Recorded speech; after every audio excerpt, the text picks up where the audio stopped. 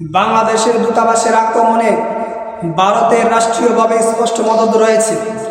আপনারা দেখেছেন ভারতের ত্রিপুরা রাজধানী আগরতলায় বাংলাদেশের সহকারী হাই কমিশনারকে আক্রমণ এবং লাখো মানুষের জীবনের বিনিময়ে লাল সবুজের পতাকাকে টেনে ছিঁড়ে এবং তাকে আগুন দিয়ে জ্বালিয়ে দেওয়া হয়েছে।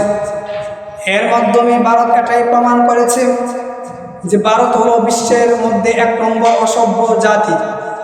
ভারত যদি বলেন বাংলাদেশের দূতাবাসে যে আক্রমণ করা হয়েছে, জাতীয় পতাকা আগুন দিয়ে পুড়িয়ে জ্বালিয়ে দেওয়া হয়েছে, এটা সম্পর্কে আমরা জানি না।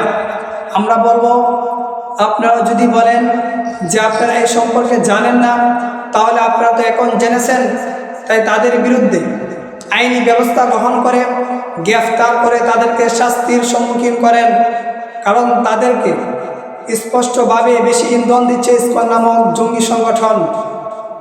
এই জঙ্গি সংগঠন ইসকন ভারত, আপনারা তাদের ব্যাপারে আপনাদের যে মন্তব্যগুলা, আপনাদের যে চাওয়া পাওয়া, আপনারা জানেন যে সবচেয়ে এই ব্যাপারে ইন্ধন দিচ্ছে ইসকন সংগঠন। বাংলাদেশের অন্তর্বর্তীকালীন সরকারকে বলবো, যেরকমভাবে বিশ্বের মধ্যে অনেক রাষ্ট্রে ইসকনকে নিষিদ্ধ করা হয়েছে, বাংলাদেশ সরকার আপনিও তাদেরকে নিষিদ্ধ করেন। যদি মনে করেন যে ইসকনকে নিষিদ্ধ করলে বাধা আসবে, আমরা বলবো কাকে আপনি বই করেন? ভারতকে বই পাওয়ার কোনো সুযোগ নেই। ভারতকে বই পাবেন না।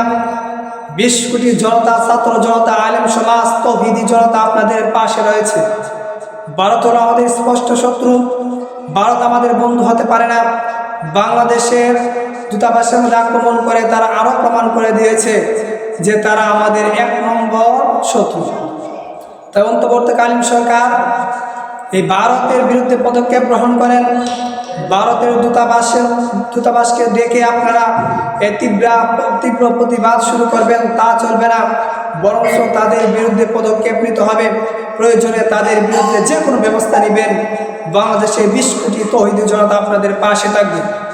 এই বাংলাদেশের সম্মান রক্ষা করার জন্য, জাতীয় পতাকা রক্ষা করার জন্য বাংলাদেশের যে অঞ্চল রয়েছে, প্রতিটা অঞ্চল, সে অঞ্চলগুলা মানুষের জান এবং মালের নিরাপত্তা, বাংলাদেশের সম্মানকে রক্ষা করার জন্য আবার যদি তৌহিদি জনতা মাঠে নামতে হয়, প্রয়োজনে মাঠে নামবে। তারপর আপনারা তাদের বিরুদ্ধে পদক্ষেপ গ্রহণ করুন।